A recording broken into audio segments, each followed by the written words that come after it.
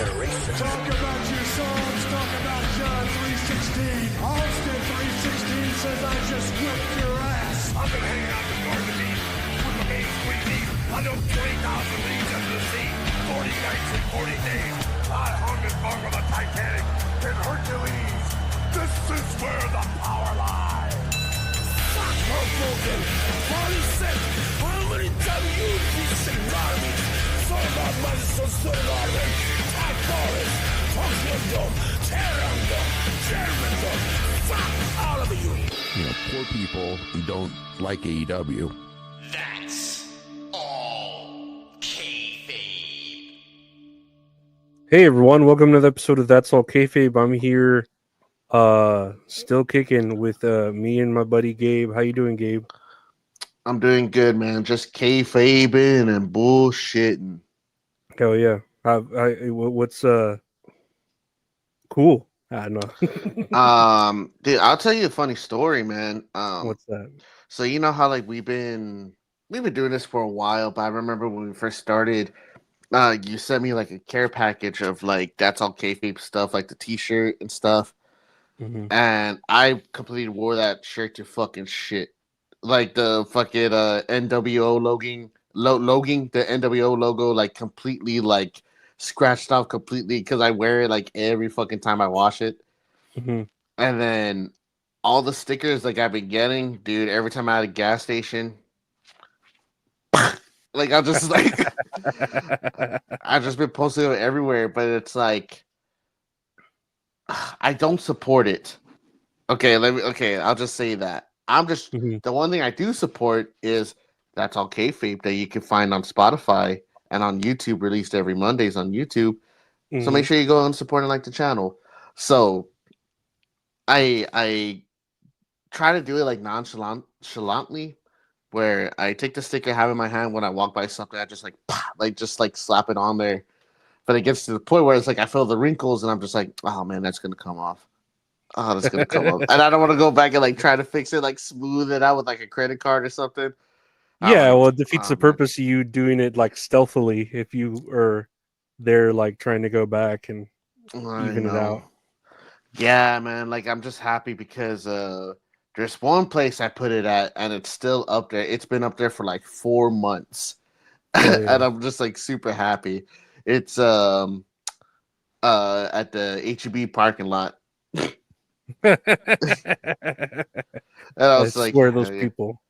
I know. I was like, man, this is gonna get taken down. I keep on looking. I was like, oh, it's still up there. And then sometimes I'm parked like next to it. Oh my god, it's still up there. But I feel like I'll out myself because I have the That's All Kayfabe sticker on my car. Like, I want to put this That's All Kayfabe sticker here. It might be the gentleman with the sticker on his car and the shirt that reads That's All Kayfabe. Released every Monday on YouTube and Spotify. No, that's I've been vandalized too by whoever might have done it. Oh, so it was a spooky ghost, a big spooky ghost. Yeah, so it's true. So I just do it. It's like I don't support the vandalism, but I do it at places where there's already a lot of vandalism because I feel like you're not going to clean it up. Yeah. It's art at this point. Yeah, it's art at this point. It's expressive. You're going to stop me from expressing myself, liberals. Oh wait, no, it's the other one, right? Conservatives. I don't know. I think watch the news. They're flip flopping at this point where, you know, like they don't like Harry Potter, and it's like, well, Harry Potter is expressive, even though he's closeted or whatever is bad about him. Harry Potter? Yeah. Really? He's I don't know. Oh, I was gonna say I thought he was like a gay icon. Or am I thinking of somebody else? No, the Babadook is. The Babadook's a gay icon. Yeah, you're right. He is. That's completely different from Harry Potter. It's like that shit's so annoying though. It's like just the fact that it's like stupid little beefs like that. I was like, okay, that's kind of funny. And like they actually make him like a gay icon. I was like, dude, he's supposed to like represent like trauma. That's the gays, man. It's all about trauma. It's all about trauma. But that's so fucking funny. Like I just remember it's like gay and lesbian pride, the Babadook. Oh, dude, the number one fucking person to go to for it. I know, man. That shit was on Netflix. Good for Netflix, though. Yeah. They need to do just need lower more the prices a little bit. Oh, dude, they're expensive, and they just keep going up. Like every like year and a half or year, they'll go up like Mm-hmm. an extra $2. Yeah, I think right now I'm paying like $24 a month. It's like, man, dude, Yeah, at this point, I me might as too. well pay for cable. I'm not gonna pay for cable. No.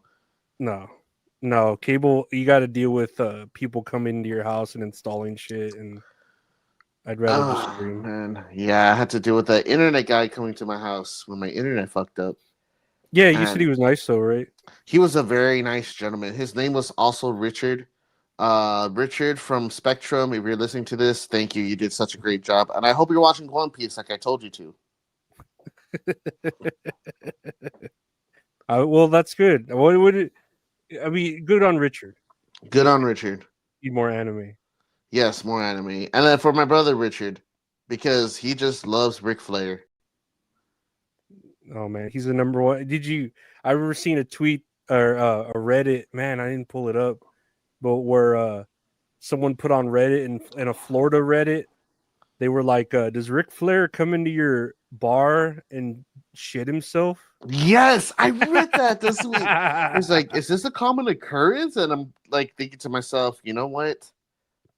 I wouldn't put it past him because he's like 80 something years old already, right? Sorry, my phone went off. Yeah, he's like, he's 80 on the dot, I think, right? Man, that is crazy. I used to have a friend in college that used to work at Ruth Chris's. It's at that like a steakhouse like in downtown San Antonio. Mhm. Kind of like higher end, like a lot of celebrities go there because it's connected right to the Hyatt next to the convention center. So they get a lot of celebrities that go there. And then like I was wearing like wrestling shirts. He goes, "Oh, you watch wrestling?" And I was like, "Yeah." Like, do you watch it too? He goes, "No, I don't watch it, but I serve a lot of people that like a lot of wrestlers like whenever they come into town because they eat there." And he's like, "The last time I served Ric Flair." I was like, "Oh no shit, dude! Like, how's that?" This is like before, like, about like like the plane ride from hell and all the allegations and shit Yeah. like that. So it's like I still liked Ric Flair a little bit, and he was like, "Honestly, dude, I say he was cool because he left a really good tip, but he was a fucking asshole." And I was like, "Ah, man, for real." He was like, "No, like not even to me. Like he was just like very like a creepy feel to the women. You Mhm. know what I mean?" Yeah. Like very like, oh sweetie, come over here, sweetie, like, I'm just being nice. Like, I don't know, dude, like, you're touchy, that's a little weird, you're 80. But he was real touchy, and like, dude, like, he was like, dude, he just kept ordering drinks and drinks and drinks, like he will outdrink you, and it's crazy. Cause I'm like, dude, I think you're about to fucking die. Like if you keep drinking like that. But like he was the bartender for like Ric Flair, so it's just like, I'll serve you, if you keep doing that. And I know you're supposed to come off after a specific time, but like the boss is like, no, like keep serving him, like that's Ric Flair, like he has a driver, like it's okay. I'm like, I don't know how that works. That's kind of dangerous, but I mean, I don't know. Teach their own. Yeah, I'm pretty sure Texas law like teaches you when to cut a person off because it's like their liver's gonna explode or whatever happens. Something like that. But that Mhm. Ric Flair tipped $1,500 to that dude. Damn. And I was like, and just for like a bottle of Henny? I'm just kidding. I don't know what he drinks. Taxes though. Taxes are gonna take most of it, I think he had cash. I feel like it'd still be something you have Would to be report. taxed.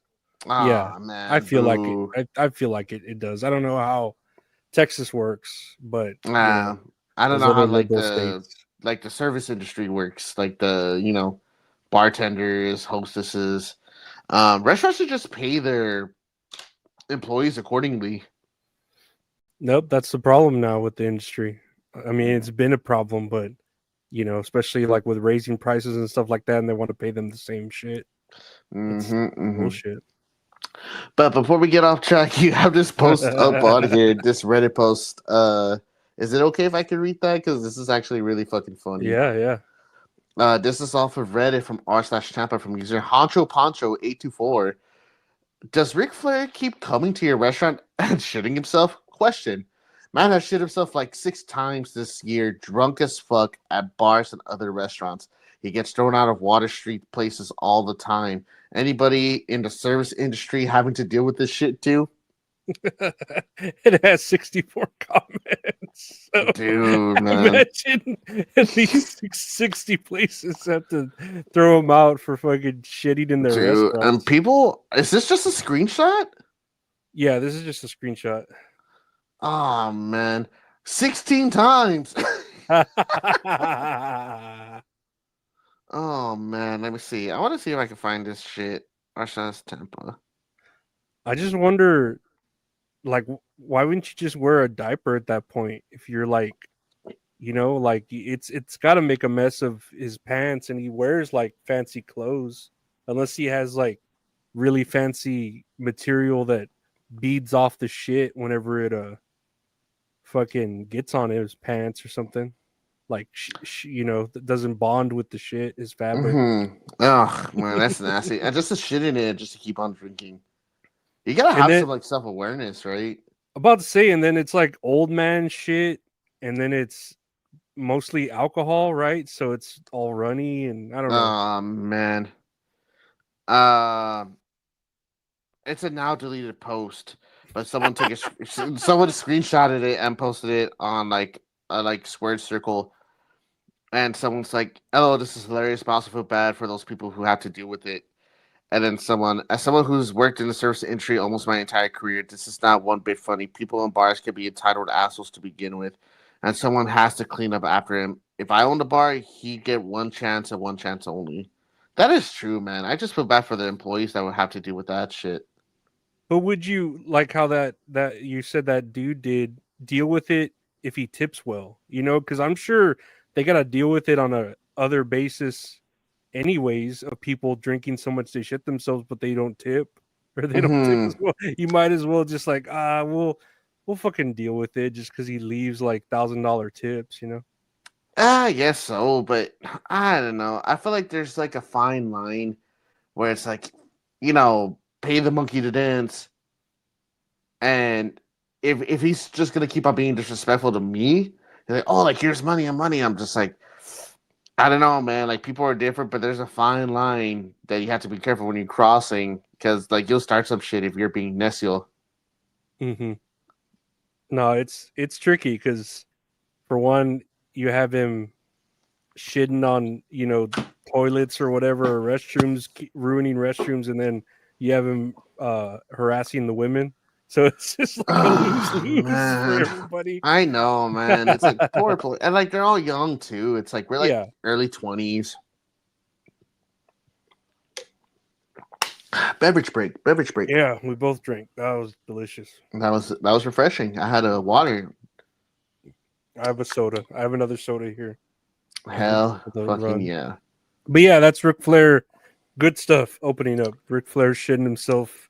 Mm-hmm. Is that a problem in your area? Let us know in the comments. Yes, let us know in the comments below. Does Ric Flair shit at y'all's bars and restaurants? Or how would y'all deal with that shit? Literally. Yeah, I would have put up with that, honestly. If the tip was right, I would. I feel like I've cleaned up a restroom where like someone fucking shit on the walls or something. There's shit everywhere, and you just got to deal with it like once in a while. It's just like, especially when you have kids, eating at your restaurant or something. I mean, it's a bar, so you won't have to deal with kids, but it's still people being fucking pieces of shits, whatever. What can you do? That is true. But comes with the territory. But this is a wrestling podcast, not a shitty podcast. Did you get to see any wrestling this week? I saw some here and there. I didn't really see like full programs. I saw some of AEW Dynamite. I don't know if I saw any of Raw. I saw no, I don't think I saw any of Raw. I saw very little of SmackDown. But I did see like the pay-per-views we're going to talk, or the one pay-per-view we're going to talk about, the Night of Champions. What about you? I'm kind of in the same boat. It's crazy because I I'm getting to like this existential point in my life where I don't remember if I watched Raw or not. I was like, man, because I'll see the highlights and I'm just thinking to myself, did I fucking see this? Like, I don't remember anything that happened on Raw. Dynamite, I don't get to watch it live, so it's like I'm like a week behind. So I didn't get to see that. I think the only thing I did see was a little bit of SmackDown and like a little bit of highlights from NXT, if I remember, but I can't remember off the top of my head. But again, as what you said, I did see parts of Night of Champions Oh yeah, that's as all. well. Well, that's all that matters. I mean, other than the build to it, I know on Raw, was it Raw that what's his name? I know you didn't see it, but you maybe saw highlights where John Cena did the pipe bomb, like the reenactment of it. Was on Raw, right? That was last week's SmackDown. Oh, was it? I don't know why I Yeah. thought it was this week's Raw. This week's SmackDown was when CM Punk went out there like John Cena, and he spit some bars, man. He spit some bars, and I was like, honestly, I forgive the guy. He won me over. There's a lot of stuff that CM Punk went through this week. Oh man, there's a lot of freaking stuff. I'm gonna see if I can find anything of like a Raw recap. Oh my god, this AI overview is pretty good. I put Raw recap. It says WWE Raw on June 23rd featured Cody Rhodes defeating Jey Uso to advance to the King of the Ring finals against Randy Orton, Night of Champions. That was this past week. Yes, it was. Other highlights included Rhea Ripley, Raquel Rodriguez escalating their feud, Becky Lynch retaining her women's Intercontinental Championship against Bayley via disqualification, and Jade Cargill defeats Roxanne Bettis to face Asuka in the Queen of the Ring final. Additionally, Sami Zayn confronted Karrion Kross, and Gunther cut a promo on Goldberg. Man, this is great. I gotta do this more often. Hell yeah, we got a source there. We got a source. Yes. I do. Okay, so I didn't get to watch this, but one thing I do remember was that at Night of Champions, it was supposed to be AJ Styles versus Dominic Mysterio for the Intercontinental Champion, but then they pulled the match because it says this match was canceled for Night of Champions due to an injury to Mysterio. They didn't clarify the injury. I really hope it's a speedy recovery for him because I know there's a lot of fucking wrestlers right now that are injured. And we will talk about that in a little bit as well. Yeah. It's like, so that's the fine line too. It's like, I know like people don't want to go to Saudi Arabia, rightfully so. Like, you know, they have every right to. Yeah. That's what I had seen off the internet chatter. You know, that Mysterio might not have wanted to go because of the shit going down between Israel and Palestine or whatever, right? Whatever else is going on in the world. World War III, blah blah blah. Not that WCW pay-per-view, but the actual World War III. But oh man, I wish they had World War III. The WCW pay-per-view with 3 rings. Yeah, the 3 rings. I think that'd be fucking cool. Yeah, that'd be cool. Oh man, I think that's bad.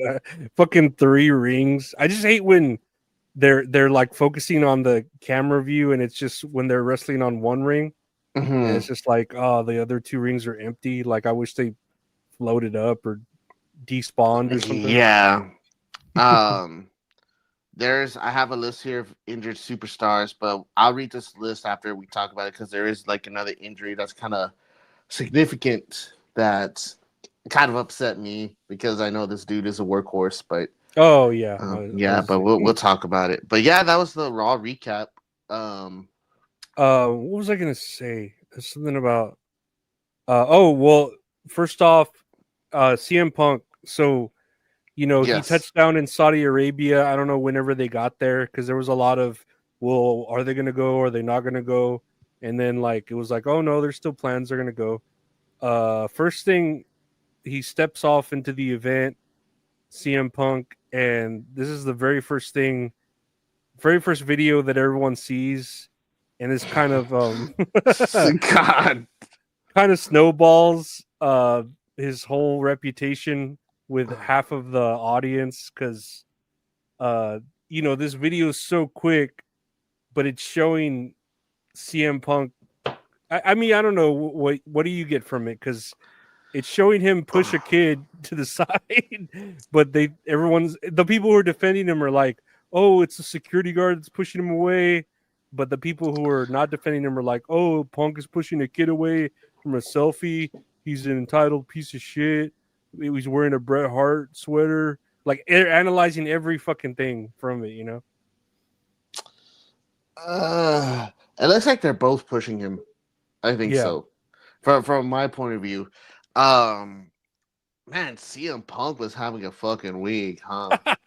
Well, first, before this, I know the one thing that started off was saying how they announced John Cena versus CM Punk WWE Championship in Saudi Arabia.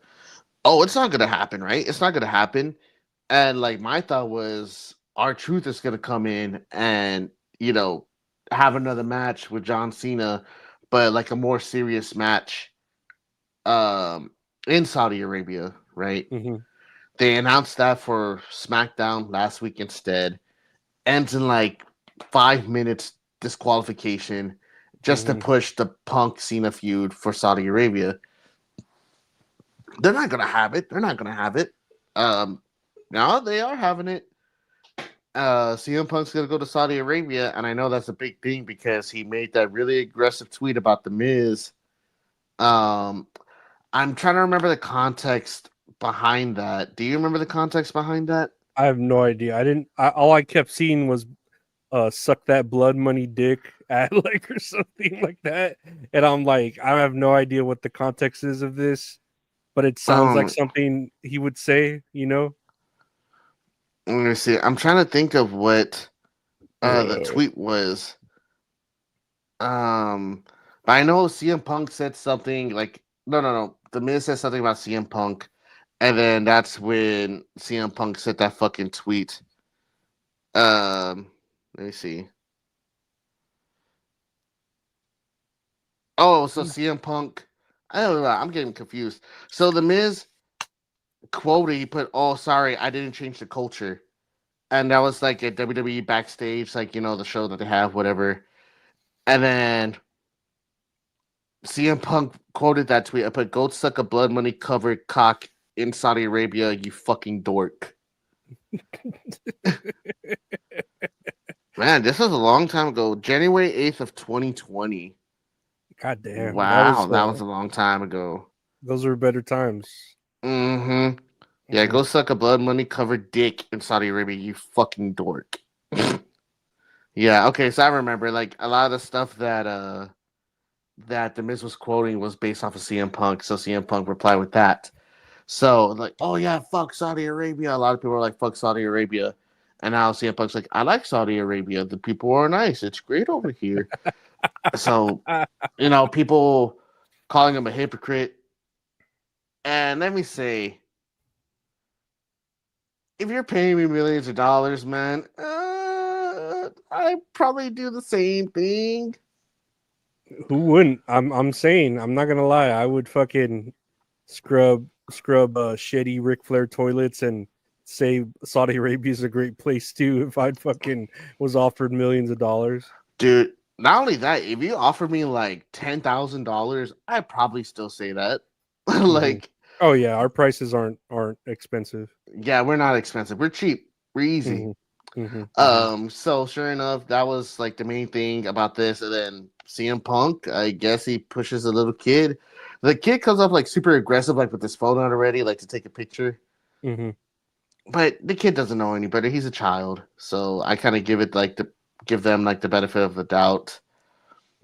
For the looks of it, the security guard and CM Punk both kind of pushed the kid away. But from the looks of it, it looks like CM Punk just like pushes the kid like a little bit more aggressive. Yeah, from the angle. Whereas like the security guard sticks his arm in between them, like, "Hey, no, you can't get a picture. Like, we gotta go." Eek. But so far, not a good look for Punk. Yeah, no, not a great start to a week in Saudi Arabia. That apparently, he had to suck a blood money covered dick to be there. So not great look for his. Well, good for his haters. not so much for his fans who were trying to defend him, and there were a lot of them online trying to There are a defend him. lot of them, man. Even Yeah. I'm a fucking huge CM Punk fan, but after I saw this, I'm like, man, I don't know, dude. I don't know what to tell you. I saw all these tweets that were like, "Look at how Adam Cole is with his fans," and he's like, he's waiting for him. Boom. And I was just like, okay, I guess this is a direct comparison, but yeah, sure. You're gonna people are gonna do it the way they want to do it, but I get it. Not the best way to look at it. Not that I'm defending Punk here. Yeah, no, I don't want to But defend Punk. I'm not yeah, defending him at all. Yeah. yeah. He not the best way to start out the week in Saudi Arabia, But Mm-hmm. and then he apologized to Saudi Arabia, and we could take a look at that. Oof, man. I remember this. Let's see. Let me Go get ahead. the So directly apologizing to this one guy named Mohammed pretty much fixed everything for the tweet that he did. I think it's just so crazy how you hear fans chanting, "Shut the fuck up." And when he apologized, yeah! And he's just all Mohammed's just like, yeah. Dude, man. Like, this is a politician right here, dude. Yeah. That's how it Yeah. works here in the US. Yeah, CM Punk was on fucking cleanup, trying to clean up his reputation over there. And here's another thing he did here where he made it a point to take a photo with the fan. Yeah, and there's the audio is just Cult of Personality playing. Okay, yeah, we don't want to get copyrighted. Sorry, we were just we're very, very silent. Yeah, no, but I mean, good that he's making everything right. I bet you he was annoyed the whole time, like, oh my god, I gotta fucking clean up the mess I made. But I mean, he did it like a champ. Yeah, man, fucking these fans, man. I'm looking at some of these comments, but it's kind of like one of the worst things to do is to look at the comment section on Twitter. But a lot of people are calling him a fucking hypocrite, saying a bunch of really mean things. Mm-hmm. What do you think about this? Like, do you think it's hypocritical? To me, it is, but money, dude. Like, if he got paid, if he's getting paid, if he got that bag, I can't blame him. Like we said earlier, like I would for not even $1 million, for like 10 grand or 5 grand or whatever, like change my tune about something. You know what I mean? Like it's all about money. And if he got the bag, like at least he's swallowing his fucking words and like, you know what?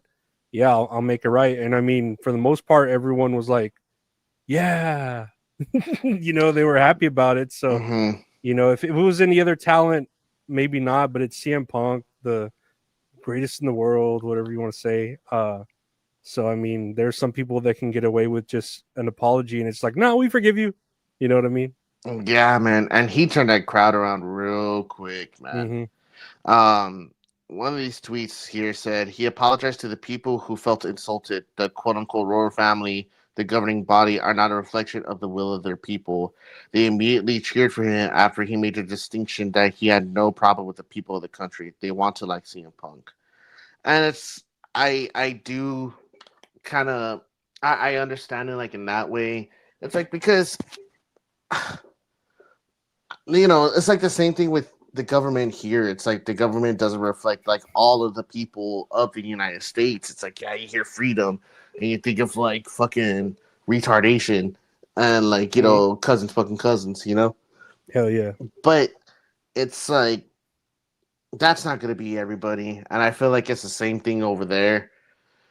Because I do know the culture's changing over there, that at the time, especially at the time, because when WWE made that deal with Saudi Arabia, it was around the time where they killed that journalist. Remember how that was like a big thing? And all the companies started pulling out, except for WWE, because they just signed up like a $10 billion contract for like 10 years or something like that. So they're like, oh yeah, like we're still going to go. Well, I remember when they first had these shows over there, I don't know if you remember, but like no women could go over there. Like, Mhm. so they didn't have women uh superstars too. That's why they had the first Evolution pay-per-view. Is because no women could go over there, so they had the Balance it. to balance it out with an only women's show. First off, which was fucking great. Um, and two, it's like for female fans that wanted to go watch the show, they weren't allowed to be on the camera side, like where the camera could see them in the crowd.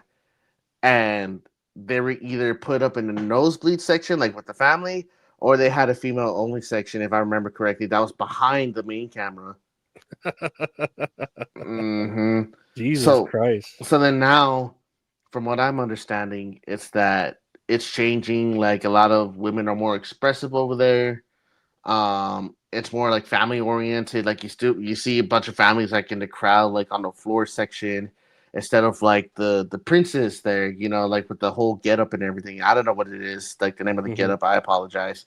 Um, like it's like progressing in a way. It's slowly but surely, but it's still progression. So like CM Punk at a time replying to that, yeah, that's still the time when it is blood money, like to like hush money, like they killed this reporter, um, and that was like a big thing and like worldwide news. So I feel like CM Punk had every right to say that. You have every right to say whatever you want. For sure. But it's just crazy how like the flip of a switch. It's like I get it. It's like, oh, they paid you a lot of money to say this, dude. If you pay me a lot of money to say anything, I'll fucking say whatever the fuck you want me to say. But I do feel like it's like reflection of he's apologizing to the fans that are legit fans because it's like with that tweet, I felt like he just like categorized a whole group of like the Saudi people into one group and saying like make it seem like oh like it's all bad. Mhm. So I can see like both sides of it. I'm trying to see both sides of it. Yeah, no, I hear you. No, So it's like what was I gonna say? Yeah, like it's been 5 years, like you said from that tweet. Both people, not only just CM Punk, but the people of Saudi Arabia have changed. Like you mhm. showed examples of. So why can't our opinions change on them as well? Yeah, no, yeah, I agree. It's like if you want change, you got to be willing to see like the point of view from another person's shoes. Mhm. That's all part of change, man. Like maybe CM Punk is like trying to do a better person. I can't vouch for him for pushing the kid. That's a whole nother different story. But I guess I feel like this is like the political figure kind of thing where it's like, oh, like the camera's on me, like I better go apologize to this kid. So I don't know if it was sincere. Like even the way like he apologized to that dude directly, like that did seem sincere, but it's like there's a financial benefit from behind it. I feel like. Yeah, yeah. If no one asked him to, he wouldn't have gone out of his way to apologize. Yeah, I think he would have left it. He probably told that kid to suck a blood money covered dick. No, like, you fucking dork. I work with kids. I work with kids. Fucking, you want a donut? I Ditto still, I still, everybody. I still like CM Punk though. Yeah, no, he's. I mean, he atoned for his mistakes at this thing. He made everything right, and he did what he got paid to do. Like, Mm-hmm. good for him. I think Yep. I think it's Good. good for him. Good for him. Good for him. I want to talk real quick about SmackDown, the Night of Champions edition, where they had like a couple of title changing matches. Well, matches with titles in them. But first off, I wanted to say this was something you might have dealt with from Saudi Arabia. If for the first 30 minutes of SmackDown there were issues, Mm-hmm. and apparently a camel munched on the cam cable. That's I don't know how true that is. I don't know. We were seeing this on the internet. It was pretty Yes, funny. and there was a lot of people posted that as like a camel munch on the can cable. I legit wonder like if this is true or not. I don't know if that's something that just always happens in Saudi Arabia because I imagine camels are everywhere. How Yeah, a true lot that of is. people. No clickbait or anything. Just legit came up on my screen. Nah, this Oh can't be yeah. real. Yeah. Wow. That's pretty hilarious. Yeah, because people are watching this on Stream East, and another person posted. I thought Stream East was playing, and it says the same thing. Broadcast issue from Saudi. A camel munch on the cam cable. All right. Yeah. You didn't watch SmackDown, right? I tried to. I watched parts of it. I know Julia became the new uh the United women's United States? States champion. Yes. And I just feel so bad for Selena Vega because she just didn't get like a pop or anything. Uh, No, she didn't. Yeah, man, like she really didn't. And I don't know if it's like her fault or anything. I don't know. You know what But makes me feel extra bad is Julie. I'm sorry. Zelina Vega didn't get a pop, but Julia got like a big ass pop she when got a she came fucking out, crazy pop, dude.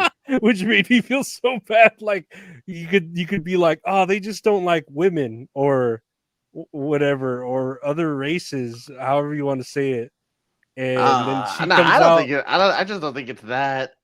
I don't know because there was a thing going on about how and they were saying the same thing about London is Bianca Belair and Naomi and then Zelina Vega, they're all like colored women, right? They're all kind of brown, Hmm. but that they were like coming out and the crowd wasn't popping for them, and people were like, "Oh, these crowds over the seas are racist," and it's just like, I don't know, I don't think so. They just don't like these particular stars. They just all happen to be colored. Hmm. I don't know how to make that sound better than it sounds. Like it makes me think of when Even Jade Cargill, we'll get into it, but they were kind of not cheering for her, right? Not booing, but not mhm. cheering.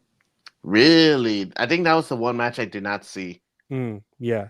I remember Backlash of 2023 when it went to Puerto Rico and they had Io Sky versus Bianca Belair for the women's championship, and people were cheering for Bianca Belair. I remember, but Io Sky was a fucking star over there, dude. Like she cannot do any wrong. Rightfully so, she never does wrong. She needs to defend her championship. They need to book her fucking matches. Damn it. hmm She's not even injured, and they're just like, we'll You, just she keep going. hasn't defended her title since WrestleMania. That's crazy. That's absolutely evil. That's stupid. I don't know what the fuck they're doing. Well, Julia, I think deserves this belt. I just feel bad about Zelina Vega, like you said, because she Hmm. only had it for so long. Yeah, man. And it's like when she comes out, she doesn't get a pop. I don't think it's her fault, but it's like she doesn't like. I think it has a big deal to do with the music, and it's like because it all just sounds fucking generic. So when people come out, I'm just like, man, dude, I hate this shit. Like even with the other match, the tag match, the Street Profits came out, and I was so bummed because they changed their fucking song, and I haven't heard their music in a long time. Yeah, I don't know who. I don't. I'm pretty sure the Street Profits won that. I just don't know how it went down. It ended in disqualification. Okay. Yes. It was very, very short. All the tag teams came out, and chaos ensues. That was pretty much it. The Street Profits did stand tall at the end, but nothing else happened from that significantly. And then we had the last women standing match, where Naomi tried to cash in, but she didn't, and then Hmm. Tiffany ended up winning against Nia Jax. Yeah, and this match was okay. It was good for what it is. It was a good TV match. Um, Shame he could have been on the fucking Night of Champions show, but I mean, whatever, I guess. Yeah, they needed a good event, I guess, on the Friday show. I guess. Oh man, I was trying to burp, but there's no carbonation in that water. I almost threw up. I tell you, water needs God, to level up its game. I know. Come on, man. You're sleeping. Like those are rookie numbers. They need to be up here. Well, and then we get to, I guess that was all of the week wrestling. We get to the actual event of the week, which was Night of Champions. Let's see. And yeah, we got pretty good lineup here. And I think originally this match, this PLE was supposed to have 5 matches. But again, like Dominic Mysterio had an injury, so they stopped the match from happening. And then they added Karrion Kross versus Sami Zayn. And they added Raquel Rodriguez versus Rhea Ripley street fight. So it's the first time in a while that we're seeing a 6-card PLE. I'm surprised. And it was still like condensed into the 3 hours or whatever. It was like 3 hours on the dot. Yeah, it was a nice pacing. Let's see here. So there are no sponsors. It's just Riyadh season is like, I guess they just paid millions of dollars and just like, nope, no sponsors, no Slim Jim tables, no nothing. Oh, dude, which is fucking good. I'm tired of seeing those Slim Jim tables, man. It's like my biggest gripe, man, ever since like this TKO shit, like the way they pace and the way they promote WWE, I feel like I'm watching a UFC event and it fucking pisses me off because if I want to watch UFC, I'll fucking watch UFC. But the way these ads have been happening in WWE, it's like a whole day of fucking UFC shows. That's how I feel personally. I don't know if it's the same for you. I don't watch a lot of UFC events, so I don't like have very much to compare it to. But yeah, when you see fucking 7-Eleven on the turnbuckle, and I'm just like, okay, that's a little too much. Like, who the fuck is producing those and putting them there? I don't know. Honestly, that's a little too much. I don't know. I don't really mind. I think the Slim Jim tables is funny. But I know it's gonna be like at a point where it's just like, all right, now we have the Twinkie Kendo sticks or the fucking whatever buzzball trash cans. The buzzball trash cans, dude, that'd be sick. I'll pay you that. But we opened up Night of Champions with the King of the Ring male match, Randy Orton versus Cody Rhodes for the crown. Did you see that one? I was able to catch it halfway through, but from what I understand, it was a really, really good match. That this crowd was fucking hot for Randy Orton. Oh, yeah. Both of them, they were like singing the shit out of their songs.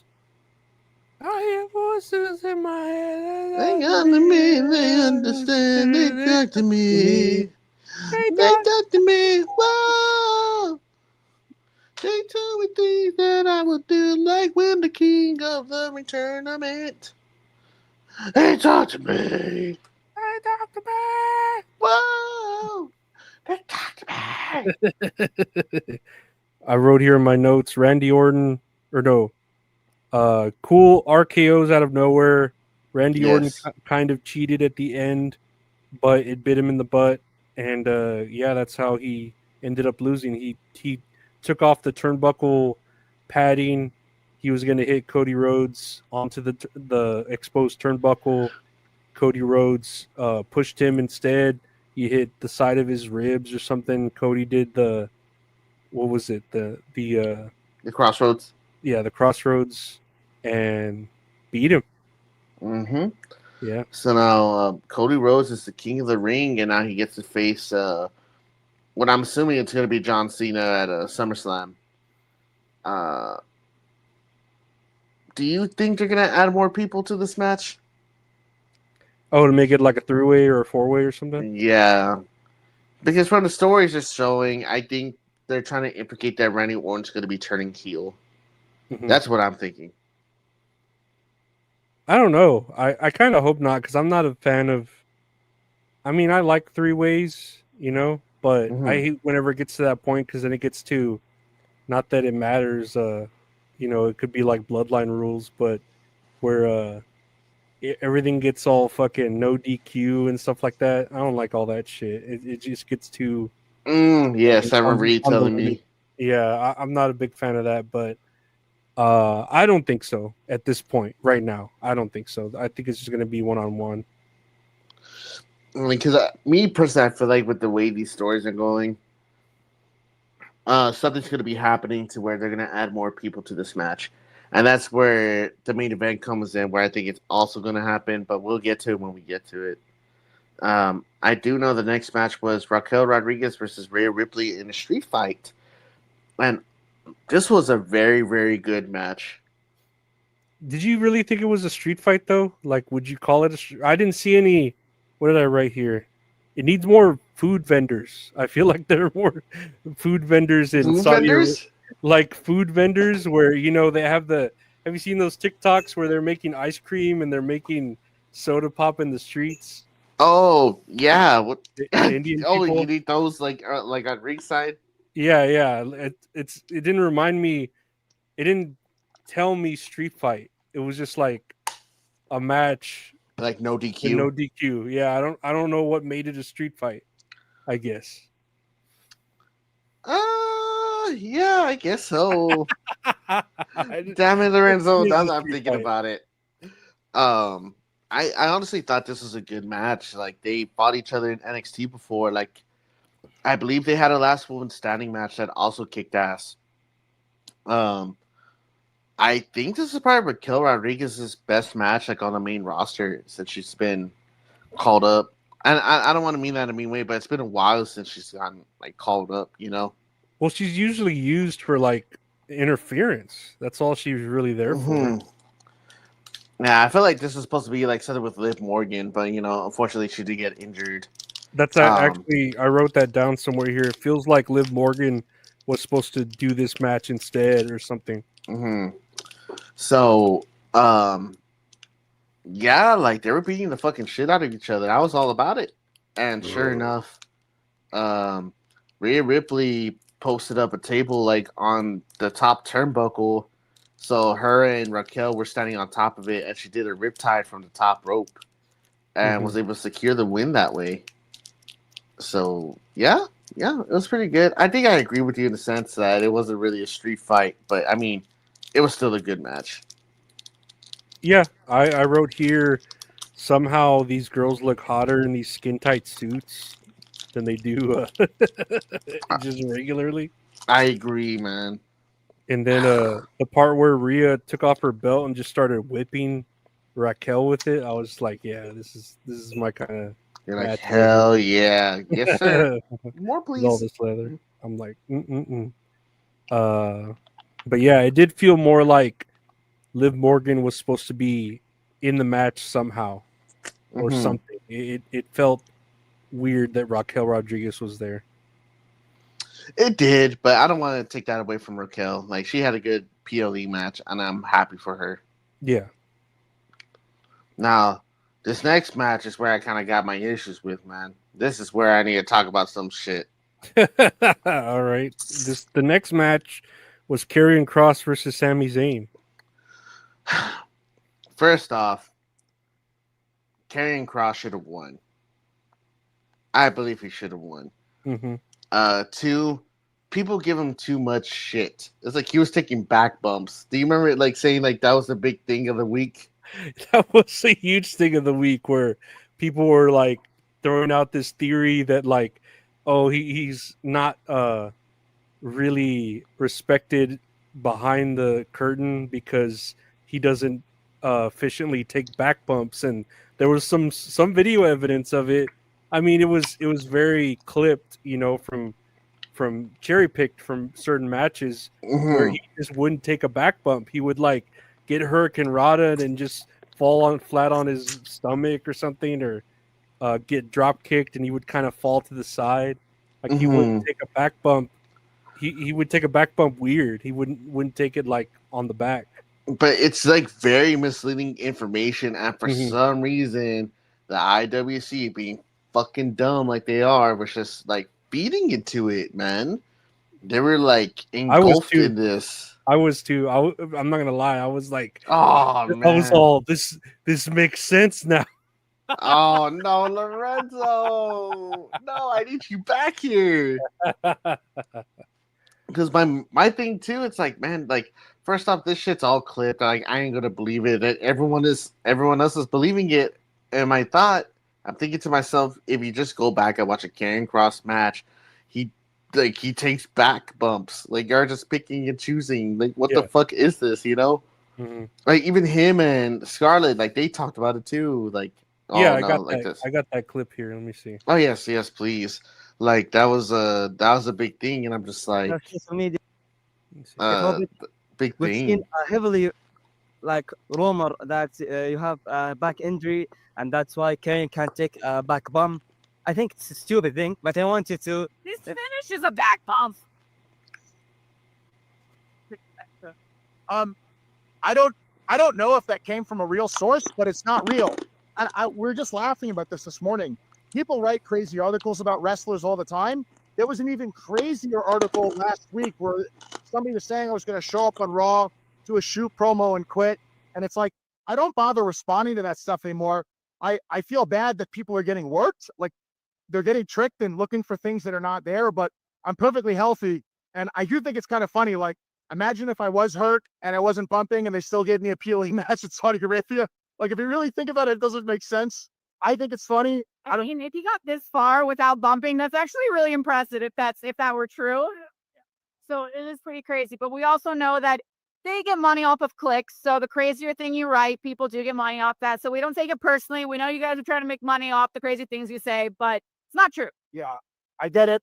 Clickbait revenue, whatever. This is what you have to roll with it. Right now, people are really behind me. They like to stifle that. They do that with everybody. They did it with Jay. They've done it with a ton of superstars. Are you ever going to take a bump again? Maybe you just shouldn't bump. I'm not taking any tomorrow. I'm taking 0. Do you know how many bumps he took? Did you keep track? I mean, for back bumps, I wrote down 6. 6? Hey, man, that's 6 more than me, dude. That's 6 more than me. For real. Honestly, I just love how, like, he's such a good sport about it. Like, he's just like, whatever it is, what it is. Like, it's just crazy how this is getting out of proportion. I still support him. But, yes, so Sami Zayn ended up winning the match. But the thing that really fucking pissed me off, and I'm pretty sure you saw... Did you see this match, first of all? I did. What I wrote here is... This felt like this was supposed to be the Intercontinental match, and they replaced it with this one. What else did I put here? Oh, Karrion Kross took like 6 back bumps, and I did watch this match. And what do you know? Sami Zayn pulls off a miracle. What did you believe that was going to happen? That is the thing I'm just gonna fucking talk about, dude. It's because first off. You know what I'm talking about, right? He has in the rear naked choke. The arm thing. Oh, yeah. The count to 3. Yeah, the count to 3. But, dude, lately when they've been doing it, they've only been doing the 1, and they fucking stopped the match there, right? Mm-hmm. So it's like, oh, like, fuck yeah. Like, oh, shit, Karrion Kross won. She picks it up. 2. I'm like, oh, you fucking stupid idiots, man. Nothing against the ref. Like, it's not her. It's not her, but it's just like, fuck, make it make sense, dude. Just a few weeks ago, you had Gunther versus Jey Uso, and then you did the one time. And, like, you know, Gunther won. And then now we're just, like, picking and choosing how this shit's supposed to fucking go. And it doesn't help the narrative of, like, how Sami Zayn's just, like, the fucking fighting underdog. I love Sami Zayn, man, but now it's like, this shit's getting ridiculous. He always does it. He always, you know, goes down to 1 hit point and then comes back to life. And, oh, hell of a kick. Oh, I don't know how he pulled that off. Oh, and it's just like... You're like, me either, man. Me either. I'm like, okay, this is like, it's just his character now. He's just constantly getting the shit beat out of him, and then he comes back and wins. Yeah, I know a lot of people were fucking pissed off that Sami Zayn won. It's like, I was mad too, because it's like, man, if they're going to be doing that fucking hand thing, it's like, stick to it and keep that shit set in stone. Make it make sense, man. So when they fucking picked up the hand and they dropped it, I thought Karrion Kross won right away, but then they did the 2 times after that. And then, oh, like he's strong, whatever. Like, I don't know if it's because of Saudi Arabia, like they'll feed off of like the 80s or 90s tactics. It's like, oh, like he's not going to pass out, like he's going to grab the ropes. I don't know. Like people are like, fans are different everywhere. But man, this shit was fucking stupid. I was really, really, really upset by that. I don't know. I to me, I was just like, whatever with this match. It's just your typical Sami Zayn match. I was really just there, locked in. Like, is he gonna take a back bump? Are the rumors true? And he took a few, and he took whatever, I counted 6. I was like, okay, cool. I guess he didn't explode or whatever we thought would happen. Yeah. Nah, man, this shit was fucking ridiculous, dude. Like, just the outcome of that match made me fucking roll my eyes. And I don't know, Sami Zayn didn't need that win. Like, I don't think. Like, I felt like it would have progressed him even further, like, if he would have lost. Yeah, the crowd was hot for Karrion Kross. But it's like, I don't know. I really don't. Man, this shit's fucking stupid. That's what ruined your Night of Champions? It ruined my Night of Champions, man. It ruined it. Well, maybe this will make you feel better. They announced during this that the 2026 Royal Rumble will be in Saudi Arabia. Sure. And I'm like, why is it not in San Antonio like it always is? Why is it not in San Antonio? It always is in San Antonio. What are the people saying about this? Like, are they upset because it's Saudi? Oh, the one tweet I did see was all the women are going to look like Catwoman contest. They're all going to look like Power Rangers? Yeah. But I like that. I don't know why people hate on the cat suits. I like the cat suits or the scuba diving outfits. I think it's more like just not a big thing about like the suits. I think it's just more like just like the lower level of like the it's a reminder entertainment for women. Like they're still like on a lower level compared to like everywhere else. It's like like the women can definitely main event like a PLE definitely. So maybe they're having an Evolution 2. Oh wait, no, never mind. They're having women's matches now. Never mind. Yeah.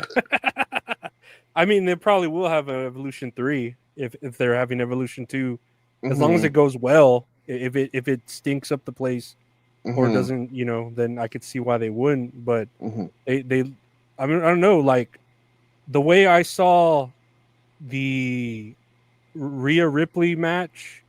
Like, everyone was hot about Rhea Ripley, not Raquel Rodriguez, but, the women, I think, are getting just as much respect on the wrestling roster as the men, especially people, if you're hot for them, like Rhea or Asuka. I mean, we haven't gotten to that match yet, but the crowd was hot for Asuka. I mean, unless they thought she looked like a boy, which I keep telling you, she's my favorite. She's my favorite cute little boy. That breaks my heart, man. I was like, no, she's a beautiful woman. She's a beautiful woman. You didn't see like the camera. They had the shot of her like crossing a bridge, and she was wearing a suit, and I was like, dang, she looks like a cute anime boy. No, I sure didn't.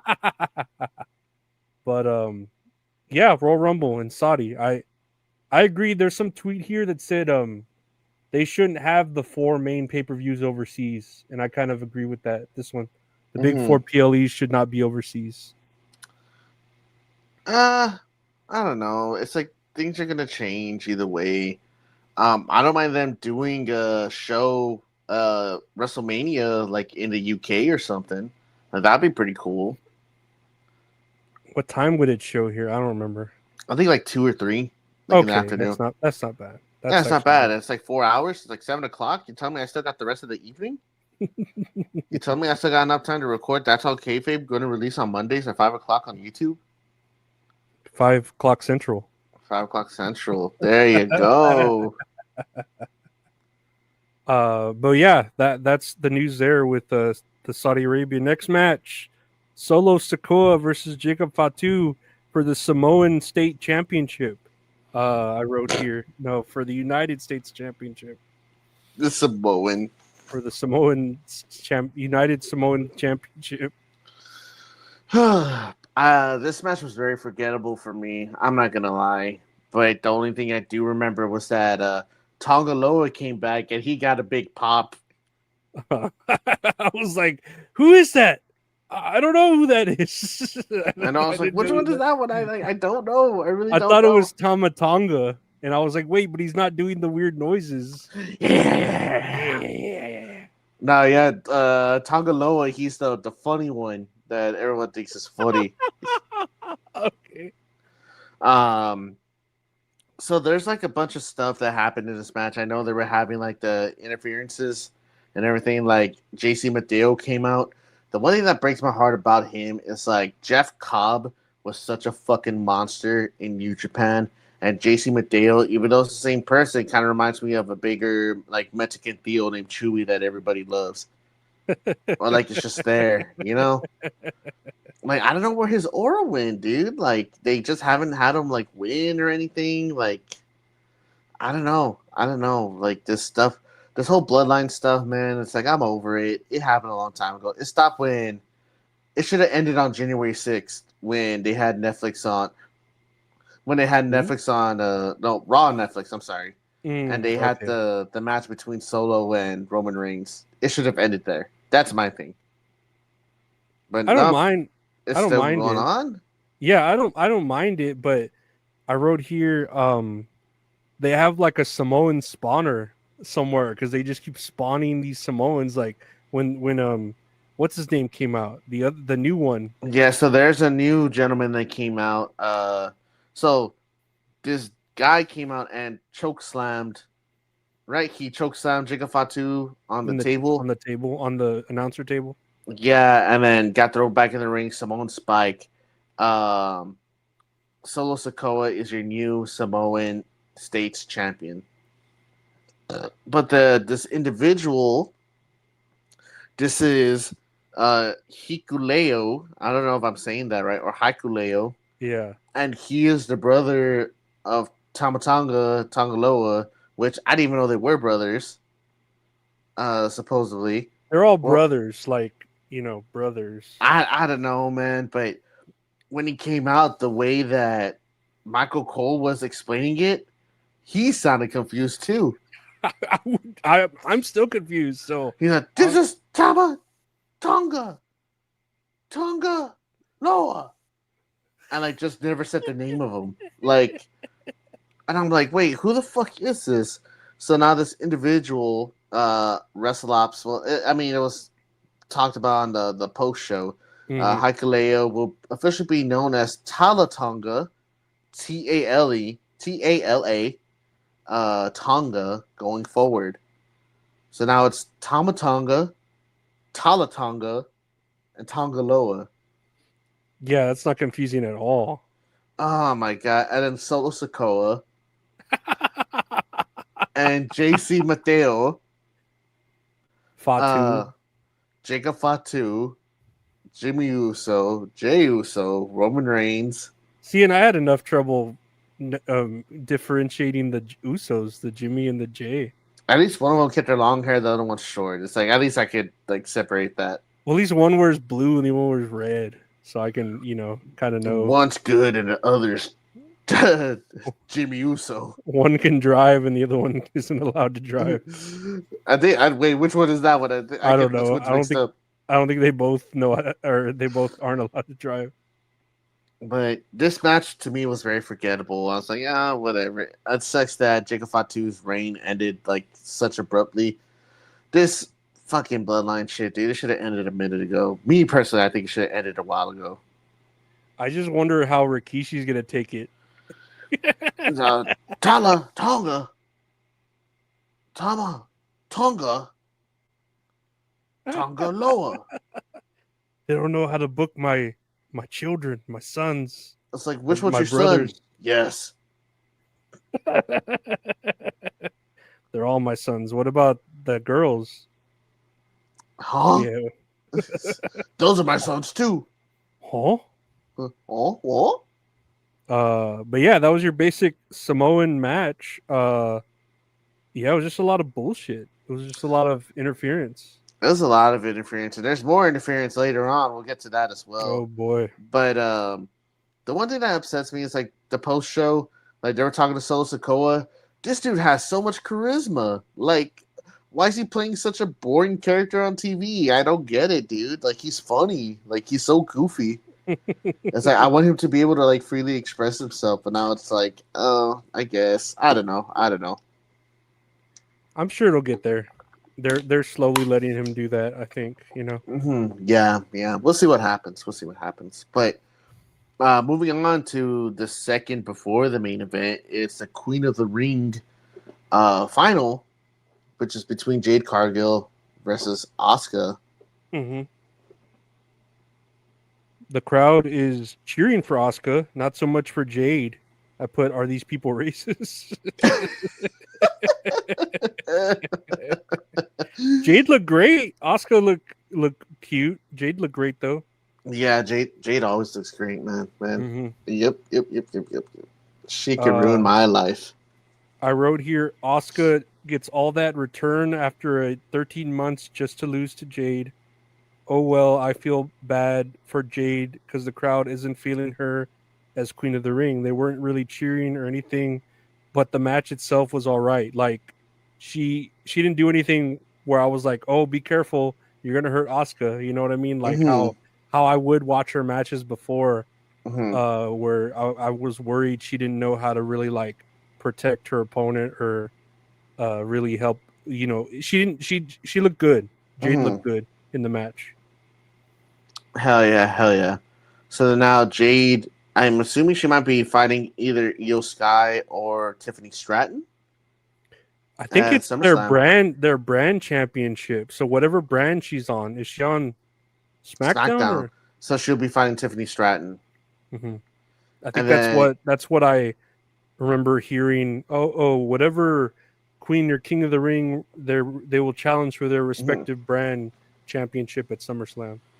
Okay, so then now the next for the King of the Ring, that's going to be Cody Rhodes versus whoever wins this main event, right? Mm-hmm. Okay. And before we get to the main event, or did you have anything else about Jade and Asuka? No, man, I sure don't. This is the one match that I wasn't able to see. Again, it was all right. Asuka knows how to put on a match. Jade wasn't really that bad. Okay. They announced here, WWE announced that WWE Late Night featuring Tony Hinchcliffe will take place at the Bergen Performing Arts Center in Eaglewood, New Jersey on Saturday, August 2nd at 11 p.m. ET as part of SummerSlam weekend. So they're doing another one of these. It's not a roast, though. It's Late Night with Tony Hinchcliffe. They announced this right after SummerSlam, the 2-night event. What do you think about this? Oh, man. I don't know. Like, I just don't see the appeal of Tony Hinchcliffe. I'm with you there, even though I do like Tony Hinchcliffe. But I know he's a wrestling fan, but I feel like these two things don't really mesh well for some reason. I don't think so either. And it's like somebody's going to get fucking pissed off like Gabriel Iglesias and Paul Heyman. It's just, this is like me trying to, it's like they're trying to make people who are into comedy wrestling fans like, oh, let's show them wrestling. And it's like, we don't like this. Like, why are you force feeding us wrestling? You know, I don't know. Like, I get they're trying to cross over the audiences, but it doesn't work all the time. No. There's sometimes where it doesn't work for wrestling, especially like WWE, where it's trying to be PG or whatever it's trying to be. You know, it's trying to be edgy, but not this edgy to where it's just like, you can't really say that, you know? Yeah, I agree, man. And it's like, I know there was like, how you say, the crossover between like the comedy world and wrestling, like, doesn't very well, like, it doesn't mesh well together. It could, but not with this. Yeah, I don't think so either. Because I know it's like I said, like Paul Heyman and Gabriel Iglesias almost got at it, like at the last one, and it's just more of like, I feel like it's just more like venting than it is like actual comedy. Like, oh fuck you, like fuck Charlotte, fuck you, you're only Samoan, shit like that. Yeah. No, it's just shock value comedy. It's not really clever. Yeah, and it's like I know a lot of people were mad when they had like the Bert Kreischer, Yeah, Bert Kreischer. and Tom Segura, and people were mad about that because like, you know, like Tom Segura literally called everyone retards for liking wrestling. He hated wrestling, or he would talk all this shit about it. Yeah, and he just didn't. I don't know. He looked weird over there, and I'm like, I don't know. I really don't understand. It's weird.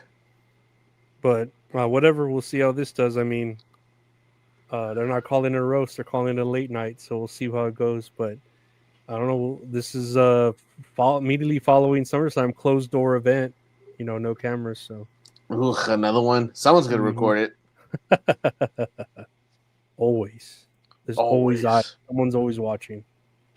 Finally, and I was surprised that the girls' match was the prelude to the main event. Because I was like, oh, here's the main event. I was like, oh, already? We're already at the main event. Shit. It came by fast. Yeah, it went by fast. John Cena versus CM Punk for the belt, for the big old belt. The shiny gold one. The shiny, it's real shiny and nice. The stationary belt. The stationary. Did Criminal. you watch this? I did. It was a great match. This crowd was fucking hot. I like when they brought out all their like flashlights and started shaking them in the crowd and everything. That was a pretty sick visual. And it was a good match. It was very solid. Me personally, up until the interferences. Because, man, I don't know. I really don't know. Like, I was talking to my friend Jacob. We were talking about it last night. He's like, I feel like they did all those overbooked interferences because maybe somebody was like, or CM Punk was like, oh, I'll lose, but I'm not going to lose clean. I thought they were doing all these interferences to work up for Survivor Series, where they're going to build like the 5-man teams. I was all, why are all these random people coming out? Like, I know. So let's do this like step by step. Well, what are your notes that you have here? So my notes here. John Cena was going to use the belt to cheat, but he decided not to, and the crowd was popping for that. They were like, oh, he's turning babyface in front of our eyes. Yay. Suck a blood money dick or whatever. and then the referee took a bump. The first referee took a bump. And then Seth Rollins and his team comes out, and they're looking like they're going to cash in. But I was like, he's not going to cash in. Look at how he's dressed. Exactly. Yeah. That's how I was in my head. Like he's fucking wearing dress shoes and dress pants. He's not gonna fucking cash in. What else is it? Cena. Oh, and then they call out little Nate, the fucking referee. Oh, Charles Robinson. Yes, dude. Cena bumps the shit out of him. He bounces him. Like Cole Rowdy, you could tell he was oh shit. Oh shit. He's getting that blood money. Yeah. Man, that show's funny. So he does that, and then Penta comes out to help for some reason, but he's walking all slow down the fucking thing because he wants to soak in all that Saudi energy, the aura. And Braun Breaker's like, fuck, he's taking too long. I gotta go meet him over there. I know, like, fine, man. And then Sami Zayn comes out and faces Braun Breaker, and Penta jumps on them or something like that. So I'm like, I don't know who's on whose side at this point, but I mean I do, but it's tricky. And then John Cena and CM Punk go to shake hands after all is said and done. After everyone's out of the ring, like, hey, no, we're gonna do this fair and square. But surprise, Cena goes for the nut shot, but he doesn't get it. And then Seth Rollins hits him with the briefcase and helps John Cena inadvertently win. It didn't need all that shit. It didn't. It did not. It did not. It did not. And it sucks because it was such a good match up until those interferences. I believe so. I mean, was it Money in the Bank 2011? No, it wasn't. But it was really, really good, and like the crowd was behind it. I was behind it. And then Seth Rollins comes out. It's like, man, this shit's gonna get overbooked as fuck. And sure enough, it was. I don't know if you remember. Bronson Reed and Braun Breaker wanted to outside, and fucking CM Punk slingshots himself over. But when they caught him by the legs, and like CM Punk hit his head on the ground, like coming down. Mm-hmm. And then they were gonna do a double chokeslam to him through the announcer's table, and then that looked shitty because I guess it's like they were like pausing and like waiting instead of like doing one fluid motion. Yeah, it was screwed up. They screwed up. It was very screwed up, and no one was talking about it. Mm-hmm. And I was like, I saw that. It was on TV. A camel munched through my cable at that point. So, what do you think is... So, CM Punk lost. John Cena won. Now, the next thing is... It's implied that it's going to be Cody Rhodes versus Cena at SummerSlam. I'm assuming that's the next PLE. Well, no, never mind. It's Evolution 2. It's like, I'm sorry, I forgot about Evolution 2, but it's okay because WWE forgot about Evolution 2 as well because it's happening in 2 weeks. Well, everyone's talking about Goonberg and Gunther and Goonberg. Gunther and Goonberg. But yeah, I mean, I don't know what's gonna happen in Evolution 2. They have no booking really for it yet. The only thing I know they have, it's Jordan Grace versus JC Jane for the women's NXT championship. But I think that's the only match that they got. It's like, dude, do something with Io Sky, do something with Tiffany Stratton, the tag belts, like put all the fucking belts on there. It's crazy to think for Night of Champions. Oh wait, no, never mind. There was 2 championship belts. Never mind. Because usually Night of Champions, it's all the belts like being defended, correct? I would imagine so. It's called Night of Champions. Put they gotta do something. They gotta put the women's tag. They should put Roxanne in place of Liv. I think that is what they're gonna do. Mm-hmm. Man, it's like this shit's just I don't know. I'm just thinking for the future. I don't know what's gonna happen at SummerSlam. Let alone I don't know what's gonna happen at fucking Evolution 2 because that's in a couple weeks. But I feel like they're more focused on fucking Saturday night's main event and Great American Bash. I would be too, though. They're like, oh, we got to make sure Goldberg is fine. He doesn't fall apart. It's crazy because that weekend there's going to be so much fucking wrestling, man. It's going to be a fucking lot. You're going to have AEW All In. You're going to have Great American Bash. You're going to have Saturday night's main event. And then you're going to have Evolution 2. It's just a fucking lot. AEW. Oh, they're still there. They're doing their thing. No. I might be watching All In. And I'll send you the information so you can watch it too.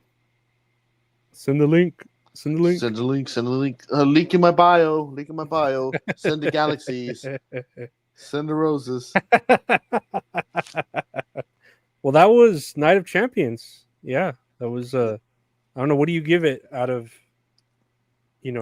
Blood covered dicks. 1, 2, 3, 6. I'd probably give it like a 5 or 6 out of 10.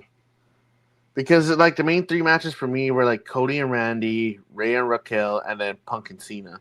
Like those are my 3 matches. The other ones are like super forgettable. Like I wouldn't really not forgettable, but I feel like they were just there to happen. If AJ Styles and Dominic didn't get pulled, it would have only been a 5-match card. That's how I feel. That's interesting to think. But what about you? What about out of 10 mistweets that you're doing it for the culture? I'd say a 6 too. It was good. It was a good watch. Yeah, nice and quick. Yeah, definitely. I like these overseas pay-per-views that happen at like weird times here. I don't know. They make it like easier to watch. I'm like, oh, okay, cool. Like it's still there's the sun's still up.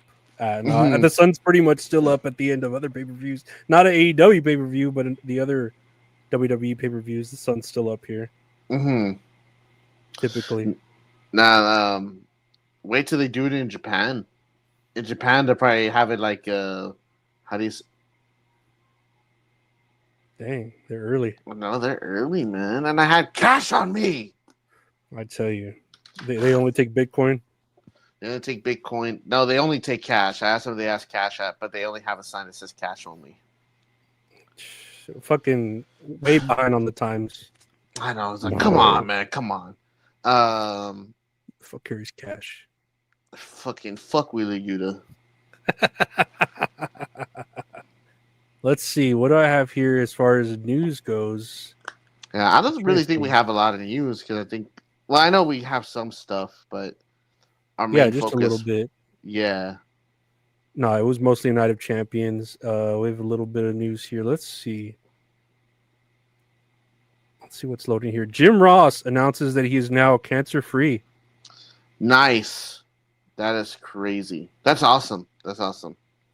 I mean, I hope he doesn't get another disease. I feel like he keeps like getting a new disease every other 6 months. You know what I mean? Like, I got cancer. Oh, check out my toe, and it's just all fucked up. Look at this picture of my toe, and it's just like, dude, go to the doctor. Don't tweet about that. It's like, ew, I don't know. Don't self-diagnose. Go to a medical professional.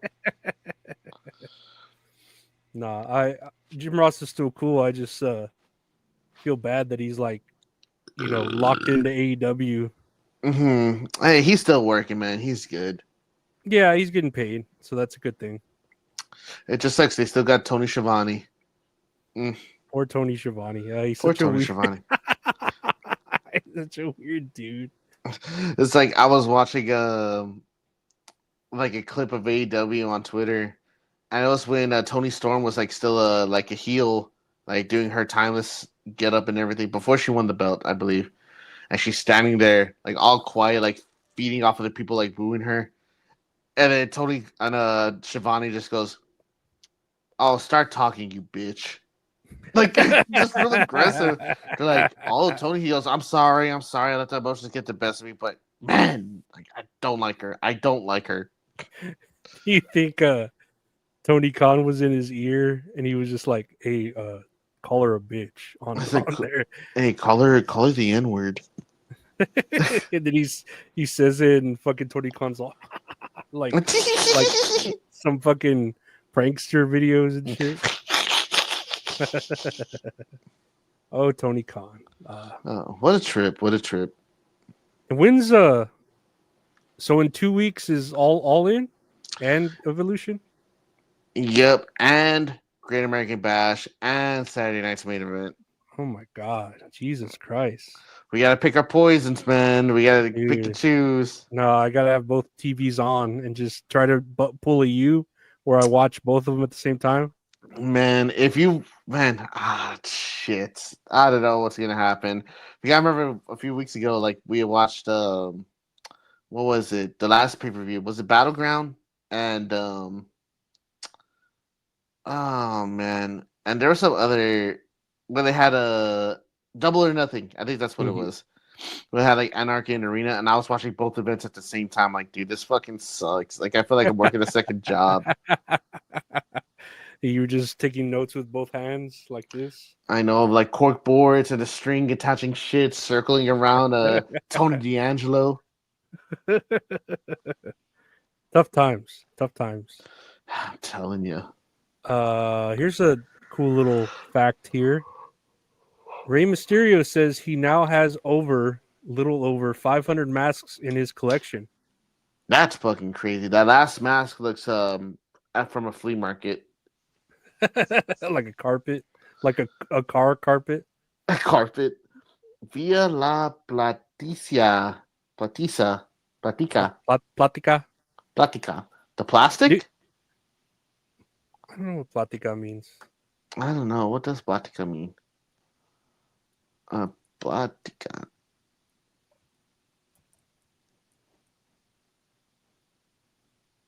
conversation.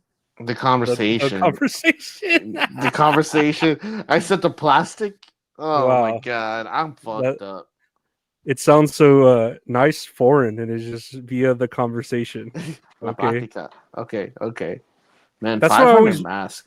I always wondered like if he has like a fucking room or a cajon, something just that has all his masks in it. Like where the fuck would they be? He's got to have a warehouse full of fucking masks.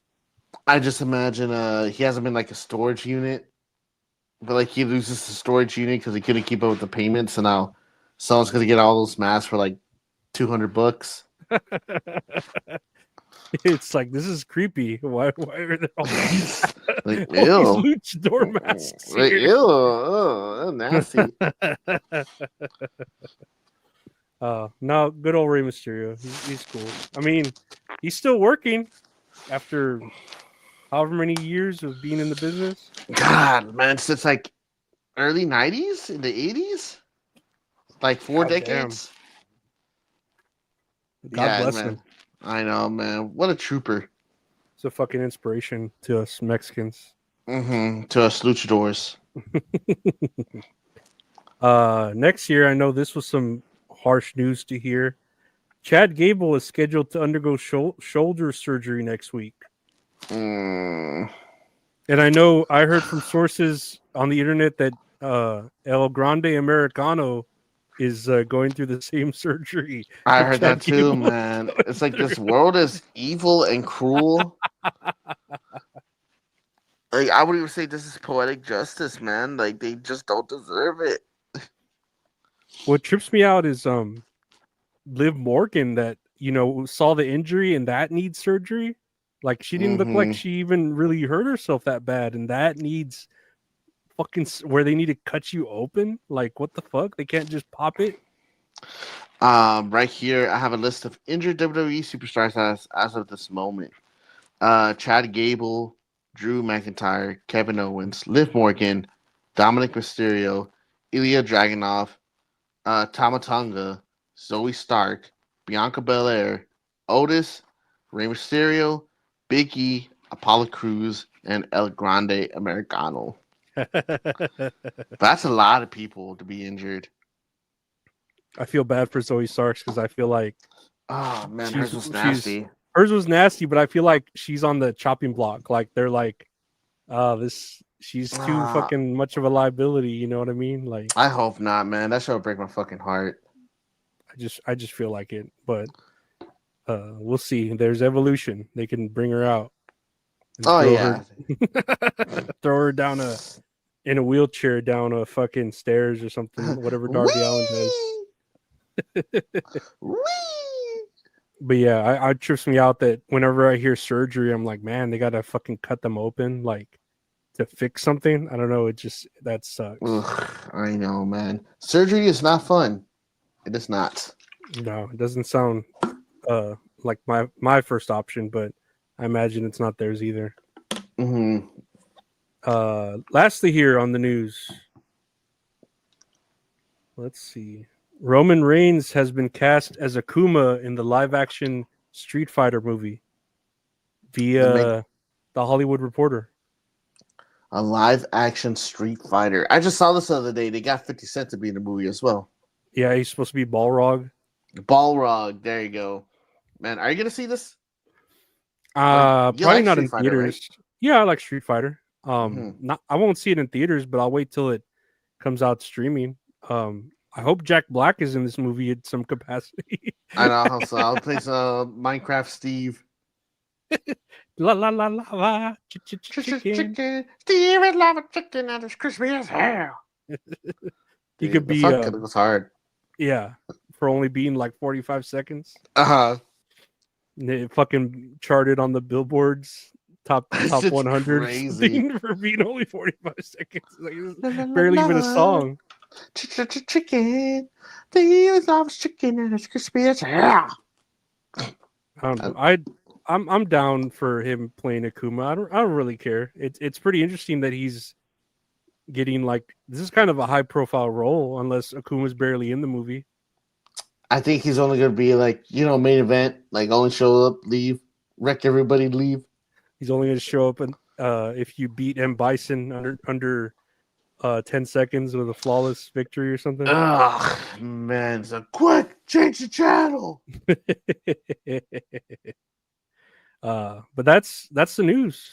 That's the news, man. That's the news. That's the news. I'm pretty sure we got a few botches here and stuff like that we could look at. Let me see here.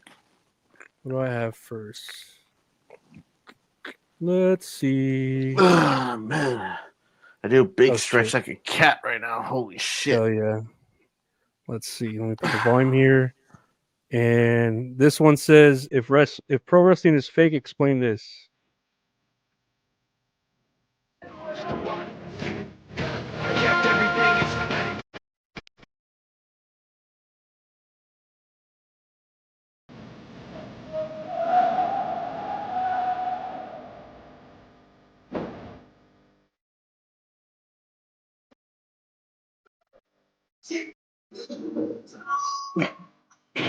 It's so stupid.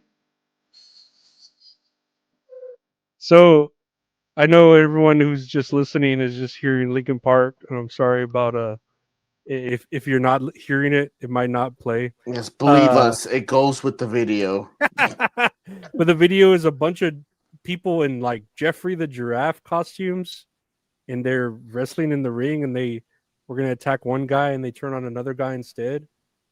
Mm-hmm. And they just throw him through boxes. Then they threw him through a cardboard box. Yeah. I just don't know. Yeah, that's like, this proves that wrestling is not fake.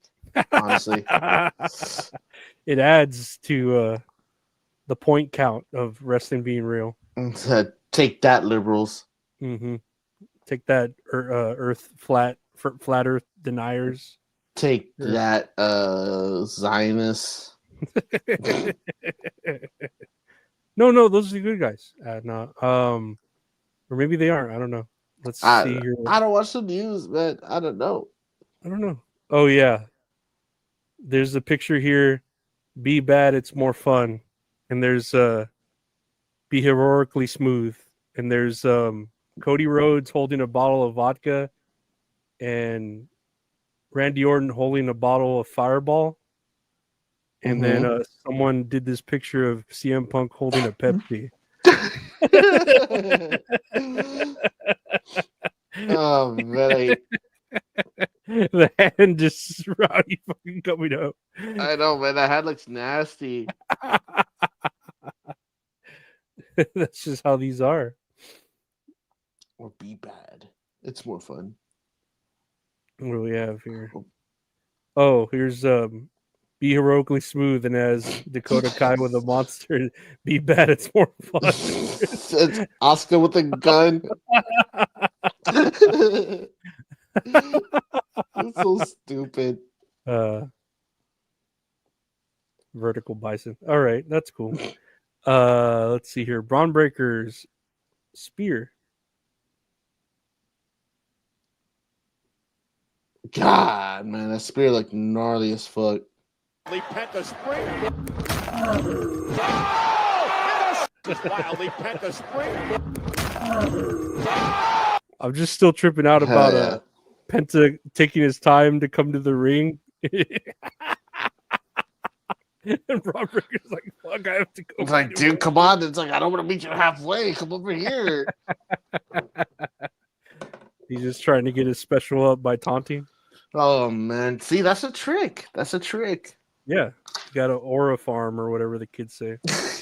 The sure thing. Aura. Oh, yeah, aura farming. Aura farming. I hate that aura. shit. It's so stupid. It cracks me up. Let's see. Here's a kid, Mr. Punk. Please, can I have a photo? CM Punk. And here's him choking a kid. Oh, my God. That's a big fucking hand.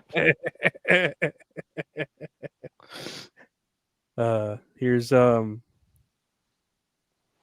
point of view toddler trying to hug CM Punk. And it's CM Punk about to punch the toddler. It's clobbering time. Bonk. Here's CM Punk, can I get a pick? And it's just Oh my god. to get into the river. Is that from Tropic Thunder? That is from Tropic Yeah. Thunder, I think. Yeah, it's from Tropic Thunder. God. Shit, this is so stupid. Here is a clip of Eric Biscoff from DDP Yoga, and it says Bischoff is shredded at 70. Let's take a listen. Hey, I've never had a pump like this, bro. Look at you. This is awesome. So get him out here. Look at him. That is awesome. Thank you so much. I don't even recognize me. That's a shoe, right? God, do you see Eric That's Bischoff? crazy. He's tripping me out. He looks like his belly button sticking out. Looks weird to me. Oh man, now that's bugging me. No, I remember I worked with a guy who like what do you call it whenever like a hernia? He had a hernia, Oh shit. but it was like on his stomach. So like his stomach popped out like really hardcore. Mhm. And he would just like wrap his stomach before work, and he would ask me to like hold it for him so he could have it wrapped up all nice and tight. And I was used to it, but it was just like, man, you should probably go check that at the doctor. Yeah, honestly, I don't think you should be moving pallets, man. I think you should go fucking get surgery for that shit. Yeah, because like that thing can explode or something. I don't know. It can. I don't know what happens. Something like that. But Eric Bischoff, though, he's in great shape. He has a sleeper build, dude. I didn't think he had that in him. Nah, it's fucking scary. I wonder if he was in that shape, in that good of shape, running fucking WCW. Maybe. Yeah. He was always wearing the big shirts because it's the 90s and 2000s, man. That was it. Everyone had the FUBU jerseys. This is true. This is a fact. I had a FUBU jersey. I miss it every day. I never had a FUBU jersey. Damn, you're missing out. I had a Detroit Pistons jersey. Do you know who it was? I think it was Grant Hill. Oh, that's fucking badass. Yeah, I remember having that. I don't know why I just bought that. I just wanted a jersey, I guess. Hey, sometimes it's like that, man. And you got a good jersey. He's a good player. Lastly here, let's see who's making an entrance to this. Let's see. Let's take a listen. Wait.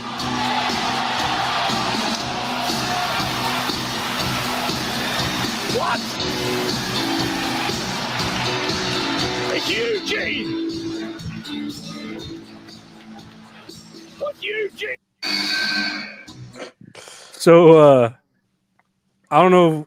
We're in year 2025, right? I don't know if Eugene could be a good wrestler right now in this climate. Dude, honestly, have you seen Eugene is like, or I'm sorry, Gene Dinsmore, I think that's his name, that he very involved in the wrestling community.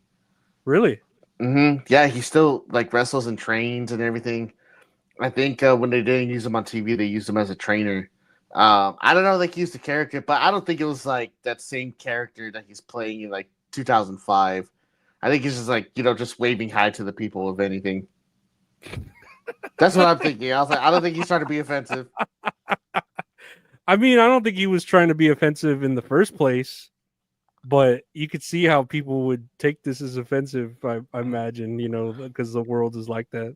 Man, I used to put on old pay-per-views, right? Like when I had the network, that it starts you off in the year and it shows you all the pay-per-views from that year, whatever. And I was like, I'll just start from the 2000s. I was watching them like year by year, and I got up to like 2005, like SummerSlam, and it was Triple H versus Eugene, and like every match had to have like a promo package, whatever. This match is the Triple H, you were mean to me, now I'm gonna be mean to you. That was it. That's enough story I need to fucking. Man, it's like, I hope fucking Eugene wins. Damn it, dude. To be fair, Triple H was selling his ass off for fucking Eugene. This shit was so funny. And to be fair, entrance theme is kind of goes hard. Yeah. No, I was fucking like popped for that entrance, and I was like, oh, it's Eugene. I'm like, oh wait, it's Eugene. oh. Oh. It's like the kid that Oh. I don't know about Eugene. this. Oh, Eugene. Should be cheering, but I don't know if I should be cheering. I'll Everyone else cheer. should be That's cheering. okay. Everyone should be cheering. I don't I know was if I just want like, to. oh fuck, it's Eugene. I need Eugene again. Damn it. But yeah, that's all kayfabe, guys. That's all the news and botches we got here. I want to thank everyone for listening, watching, rating, reviewing, sharing, and commenting. Really appreciate it. You can find us anywhere on YouTube. Just search That's All Kayfabe, and anywhere podcasts are available, just search That's All Kayfabe. What do you want to say to the people, Gabe? No, just going based off what you said. Thank you for liking, commenting, subscribing to the YouTube channel. We release episodes every Monday, like 5 p.m. Central. So please give us a follow, give us a like, comment what your favorite thing about this episode, all that fun shit. Subscribe, hit that notification bell. And thank y'all for listening on Spotify. We're available on Spotify anywhere where you get your podcast feed. And go buy shirts off of stickmule.com/that's all funny. Hell yeah. Well, I want to thank Gabe for being here. I want to thank everyone for listening, and we'll see y'all later. Take care. Bye.